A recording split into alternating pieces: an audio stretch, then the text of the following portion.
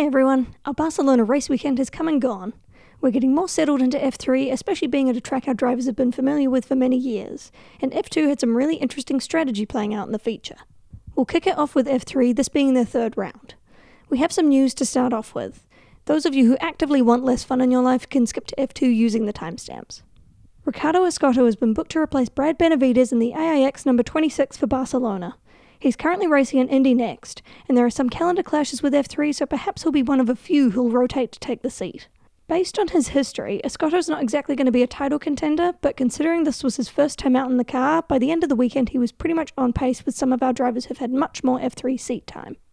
Our drivers are very familiar with this track from their junior careers and have spent several long sessions during pre-season testing in these cars, so the teams aren't doing much in the way of practice running in an effort to save their tyres for the quali and races. Ernesto Rivera and Ricardo Escoto won't have had as many laps around here in their F3 cars, but with Rivera setting the third best time of the session, you wouldn't be able to tell. Louis Sharp was having some technical issues with Prema working on his car and getting him on track with 19 minutes to go. When we do get running, we have some close moments with drivers really pushing the limits. Freddie Slater nearly chucks the car into the gravel on the final turn, but does well to hold it together. Bruno Del Pino also gets a bit loose, and the ARTs of Canato Lee and Taito Kato get wide one after the other at turn 9. Ter Fielnal has a big snap at turn 1, and his initial push lap stands as the best time of the session. Now onto qualifying. Louis Sharp gets way off track at turn 9 and ends up exploring a lot of the gravel trap. 8 drivers get their first push lap times deleted due to track limit violations, and Fia McLaughlin goes wide off track for both of his first 2 push laps. Guadish guns it past much of the pack around turn 12 as he finishes his warm-up to get a good track position as he starts his final push. Sadly, the decisive tactic doesn't pan out as he loses too much time in the first sector. Guadish then gets hit with a 3-place grid penalty for both the sprint and feature races due to impeding Fernando Barrichello in turn 10. Michael Shin gets off track at turn 9 and takes out some of the polystyrene boards, obliterating his front wing. Most of our best laps are set on push laps 2 out of 3. Niall claims his third pole position in a row. Time for the sprint race. There was so much going on in this one. Taito Kato doesn't get fired up for the formation lap, so starts from the pit lane rather than 8th position. Mattia Konagi peels into the pits too rather than starting in P15. We have a few drivers penalised for race start infringements. Christian Ho and Nicola Lacorte get 5 seconds each for false starts, and we also had a bit of a domino effect with Konagi starting in the pit lane. Marcia Guadish rolled forwards into Konagi's spot, 2 places ahead of where he should have been. In turn, DePaulo, who was behind Guadish, also moved into Guadish's grid box. Christian Ho followed suit and moved up into DePaulo's grid box. These would have been drive-through penalties, but for whatever reason they were reviewed post-race and were converted to 20-second penalties. I would have thought that someone being in the wrong pit box was enough of an easy slam dunk for the stewards to see in action immediately, but who can claim to understand the machinations of the FIA? As we go green, DePaulo dips into the grass on the side of the track in a desperate attempt for space.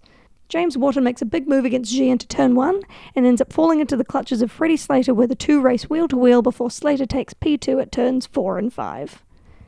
The next lap, Fionn McLaughlin, Nandwood Biramakti, and Fernando Barrichello go into turn 1 3 wide. Biramakti comes out ahead of the others, but gets a 10-second penalty for leaving the track and gaining an advantage. Ho also goes off track between turns 1 and 2 while defending from Barrichello, and gets a 10-second penalty for maintaining his position after rejoining the track. By lap 3, Wharton has caught up to Slater and gets past him at turn 1. The fighting between them allowed Gerard G to move out of DRS range ahead. On lap 4, we get a yellow flag waved for Jose Garfias going wide at the turn 12 exit, but he gets himself going again. Konagi heads into the pits to retire from the race. The next lap, Wharton passes G for the lead at turn 1. Later, Rivera's car slows down coming out of turn 14.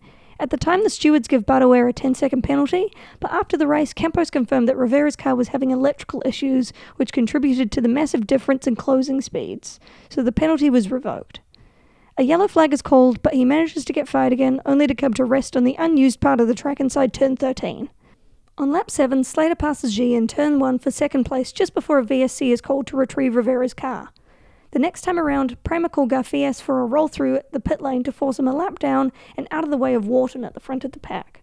A full safety car is eventually called. By lap 11, we're racing again, and Slater has managed to keep pace with Wharton through the restart. Ter Fielnal closes on Hiyu Yamakoshi around turn 5. The next lap, Lacorte passes Ho and cuts him off with the finest of margins. McLaughlin, Kato and Biramhakti do battle, Kato having climbed significantly up from a pit lane start. On lap 13, Ugo Ugochukwu tries a huge move around the outside of Enzo Delaney around turn 4, but goes too wide and gets spun around the shoulder of the track and spins off onto the gravel, ending his race. This leaves Niall holding the fort as the only Campos driver standing on a weekend where they looked so strong. The Van Amersfoorts are locking up positions 4 through 6. We're green again on lap 17. Louis Sharp passes Brando Badaware before turn 1 and DePaulo tries to do the same, but ends up shunting Badaware's right rear wheel and spinning himself out. DePaulo rejoins at the rear of the field. The following lap, Jin Nakamura passes Biramhakti at turn 1, and McLaughlin tries to follow but almost ends up duplicating Ugochukwu's incident. Stromstead finally gets past Alessandro Giusti around the outside of turn 12. On lap 19, Ho passes Rodin teammate Pedro Claro at turn 1, and Kanato Lee passes Taito Kato at turn 5. DePaulo and Claro bang wheels at turn 1, with DePaulo taking a spin and losing some places. This was deemed a racing incident with no penalties issued. Biramhakti gets a 5-second penalty for track limits, and on our penultimate lap, G is right on the tail of Slater and Tuka Tapanen is on the tail of G. Tapanen also tries the move Ugochukwu couldn't pull off, but calls it in and returns to his place. We finished the race with James Wharton in first, Freddie Slater in second, and Gerard G in third. Wharton gets the point for fastest lap too. Such a good comeback for Wharton, having had some unpleasant incidents for the first 2 rounds. Next up is our F3 feature race. If there was a lot going on in the last race, this one was easily double the madness. Hiyu Yamakoshi manages to get past Ugo Ugochukwu on the start and makes a move to take the lead from Teofil Niall, but has to dive into the runoff. Mattia Kolnagi attacks Kanato Lee from turns 3 to 5. Freddie Slater passes Tuka Tapanen at turn 7, and Marcia Guadish dips a wheel into the gravel at turn 13. Christian Ho and Fia McLaughlin clash and both find their way into the pits. On our second time around, Slater passes Delaney at turn 1 and is hot on the heels of Rivera. On lap 3, Slater gets past Rivera at turn 1, but gets a 5-second penalty for leaving the track and gaining an advantage. Yvonne David and Michael Shin tussle and both head into the pits, David needing a new front wing. Shin collects a 10-second penalty for causing the collision.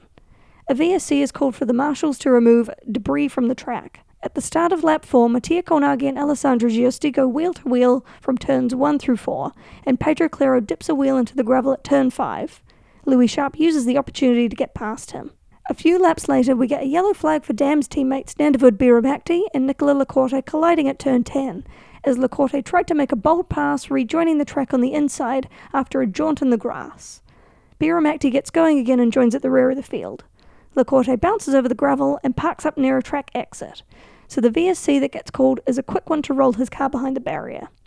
We're back to race pace in lap 9, where Shin comes back into the pits. On lap 10, Slater gets past Brando Badaware at turn 1 with little to no contest. We get a replay of Stromstead pushing Kolnagi into the grass. By lap 11, Fionn McLaughlin also pulls into the pits. A VSC is called the next lap for the marshals to collect a front wing end plate from the front straight. Jin Nakamura is found to have breached the minimum delta time during the VSC and gets a 5-second penalty. Shortly thereafter, Hiyu Yamakoshi closes the gap to Niall, breaking away from Ugochukwu. A few laps later, Jin Nakamura makes it past Fernando Barrichello. By lap 15, Ugochukwu goes wide at turn 14 and Bruno Delpino takes the chance to get past him. 2 laps later, Tapanen begins to chase Rivera, but leaves himself vulnerable to Kato, who attempts a pass on him at turn 10. At the same time, Niall picks up the pace and breaks DRS back to Yamakoshi. Ugochukwu recovers from his wide run and closes back up to Delpino, managing to repass him at turn 1 a few laps later. Shortly behind them, Kato tries to pass Tapanen again, but has to dive into the runoff, and James Wharton claims his place as Kato has to rejoin the circuit. Stromstead makes a pass on Kanato Lee, and Slater shoots wide into the turn 14 gravel, giving Badaware an easy pass. Enzo Delaney also manages to get close behind Slater and gets past him a lap later. By lap 23, Badaware has made it to the tail of Delpino, and Kato reclaims the lost place from Wharton as they go 3 wide through turn 1 with Tapanen. All the ARTs are having an eventful race as Marcia Guadish tries to get past Wharton too. He has to abandon the move by turn 5 as Stromstead makes his presence clear just behind. The next lap, Badaware makes a DRS pass on Delpino down the main straight. On lap 25, Kato finally makes it past Tapanen through turn 1, and Guadish has to take the escape road after another failed attempt to get past Wharton. He closes the deal on turn 4. Giusti gets past Claro on turn 10. Our final lap, Delaney also makes his way past Delpino at turn 1, who must have absolutely spent his tyres with such a drop-off in the last legs of the race. Guadish and Tarpanen both end up in the turn 1 escape road with Stromstead behind them trying for a last-ditch effort.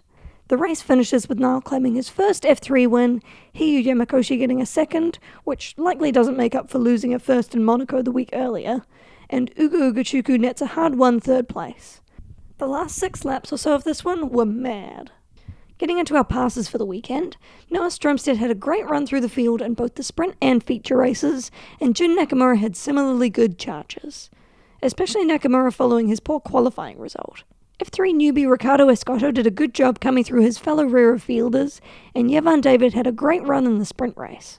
Our championship standings still have Ugo Ugachuku on the top step, with Teofil Niall doing some great damage limitation following his penalty in Melbourne. Freddie Slater isn't having the dominant run that everyone expected of him, but Trident have fallen well below expectations considering their driver lineup. They appear to have lost all the pace they had last season, and most of the other teams have managed to dial in the car setups to move up around them. With how well Van Amersfoort is doing, every race I'm feeling better about Enzo Delaney swapping away from Prema. He certainly wouldn't be sitting as high as 6th place in the current standings with Prema's lack of pace. Okay, time to get into F2. No new series news to update you on. Our tyre allocation for the weekend are the hards and the softs. Let's get straight into practice. Damps was penalised for an unsafe release of Roman Belinsky into the path of Lawrence Van Hoopen.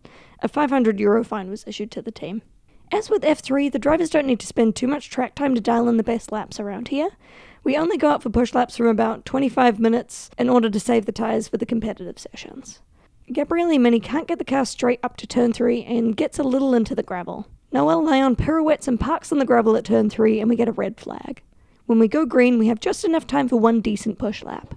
With everyone's lap times being so close, I was very much looking forward to quali. When we do make it to quali, Keaton Shields gets a little wide and Verone dips a wheel into the gravel with Belinsky having a small snap. We get a yellow then red flag with just under 4 minutes to go. Rotoma Miata skidded over the gravel and out of turn 14 and slammed into the barrier. Before the red flag was called, Joshua Dirksen was penalised for a yellow flag breach as he entered the main straight without making an effort to slow as he finished his push lap. He got a 5-place grid drop for both the sprint and feature races. This was a bad doubleheader of grid drops for Dirksen with both 5 and 3-place penalties in Monaco and now a 5-place penalty in Barcelona. Van Hoopen was forced to abandon a competitive lap due to the red flag. Dino Bogdanovic goes wide off track and for the 3rd time this season doesn't manage to qualify in a position expected of him. Similar for Martinius Stenchel and Lawrence Van Hoopen. Alright, let's get into the sprint race. Remember, Dirksen has his 5-place grid penalty for this. As the lights go out, we get a few slow starts, with Nico Verone and Roman Belinsky losing several places. Muddy Boyer has a great start from the back of the field, getting past 6 cars by turn 3. Kush Miney claims the lead over Noel Leon as they approach turn 1.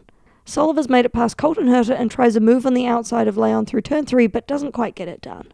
Rafa Villagomez makes a bold move around the outside of Mini through turns 7 and 8, but Mini holds position.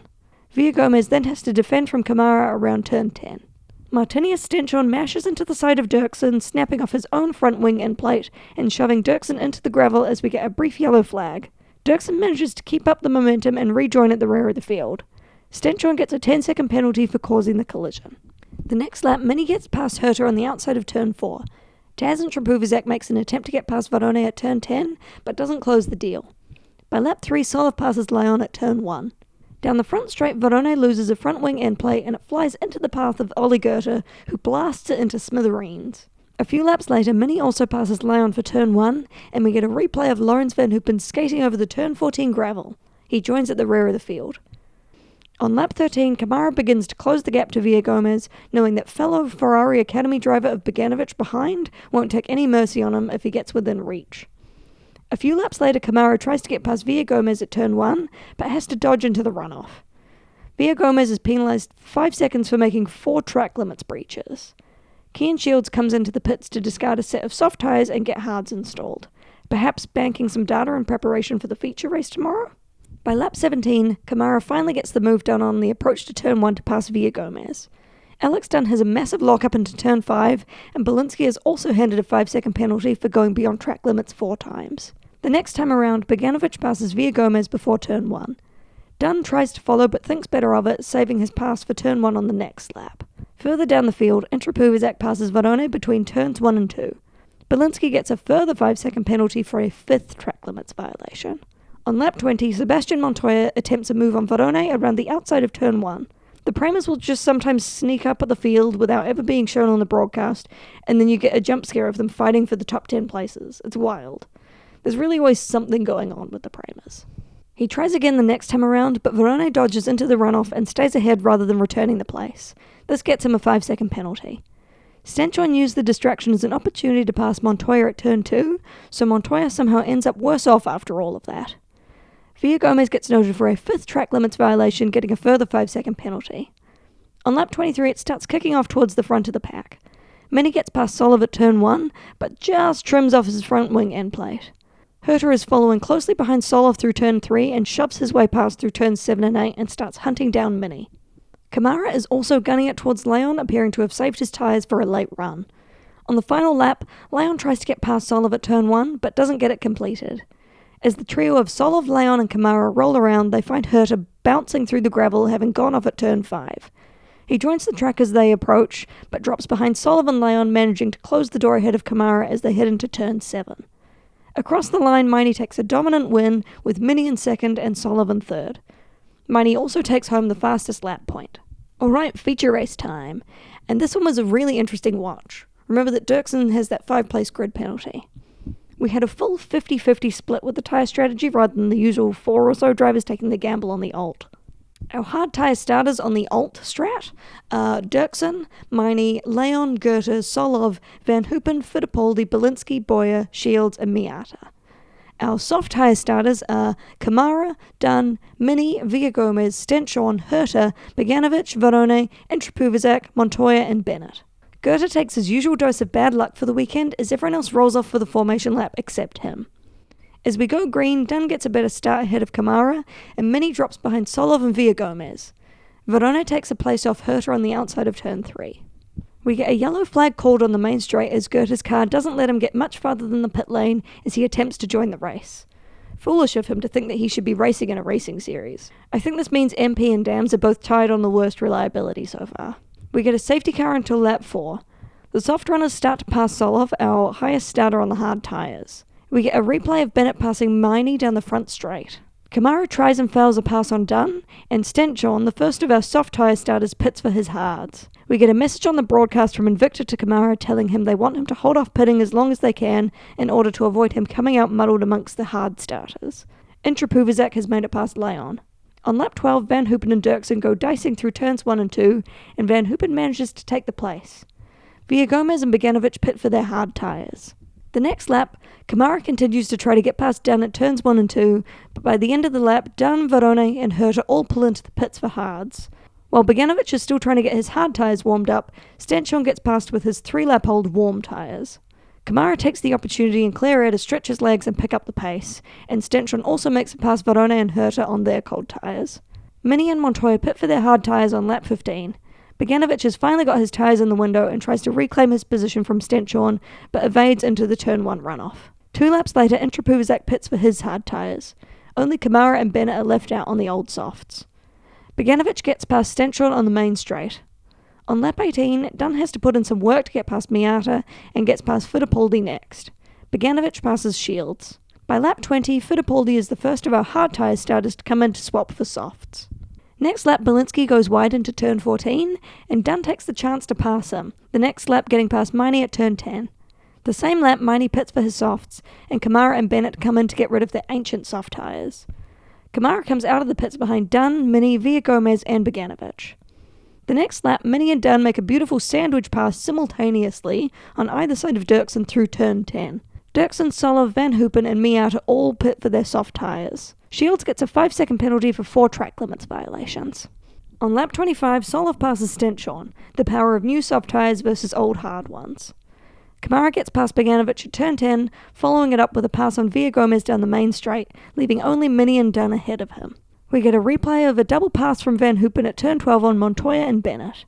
Next lap, Kamara passes Mini on the main straight, and Solov is making his own moves on the alt strat, passing Herta at turn 7 and Varone on turn 10. 2 laps later, Kamara gets another pass on the straight, claiming the lead from Dunn. Solov is rapidly closing the distance, and Van Hoopen gets past Herta at turn 4. Boyer pits for his soft tyres and takes a new front wing. I can only assume that when the damage took place, as the collision is never shown on the broadcast, but Miata passes him on lap 26, after which Boyer's pace plummets. Next lap, Shields is our final driver through for his mandatory pit stop. On lap 32, Leon passes Varone at turn 7, followed shortly by Van Hoopen. Solov passes Mini at turn 10 and went marginally off track in doing so. They awarded him a 5-second penalty rather than the usual 10 seconds for this kind of incident. Shields gets a 5-second penalty for 4 track limits breaches. By lap 35, Solov and Dunn go wheel-to-wheel through turns 1 through 4, and Solov finally gets past at turn 4. Leon and Villagomez tussle at turn 7. Shields has his 5th track limits breach and gets a further 5-second penalty. Next lap, Van Hoopen continues on his mad run and gets past Boganovic on the main straight. We're on the penultimate lap at this point, and Solov seems to have lost the best of his tyres. Kamara was getting more pace out of his hards at this point. On our final lap, Mini was closing the distance to Dunn, but didn't manage to get close enough for a pass by the time they crossed the line. We finished with Rafa Kamara claiming his maiden win in F2, followed by Solov and Dunn. With Solov's penalty applied, he drops to 4th, with Alex Dunn taking 2nd place and Gabriele Mini in 3rd. John Bennett was our fastest lap. Time for our movers and breakers. John Bennett getting the fastest lap in the feature wasn't just a one-off. He was hauling it from the back into the points. Sebastian Montoya and Ritomo Miata had a solid run in the sprint race, but made less of a dent in the feature race. Dino Boganovic had another quali struggle, but as usual puts in a phenomenal effort to fight with the front runners. Olli Goethe had his 2nd technical retirement in a row, following Monaco the previous weekend. And now for our championship standings. Gabriele Mini has managed to slightly extend his lead over Nikola Solov, and Rafa Kamara has reclaimed a podium spot with his feature race win. Rafa Villagomez is our only driver yet to get on the board with a point, which is only the case due to his DNFs in both Miami and both Montreal races. Well, this was definitely a super fun weekend.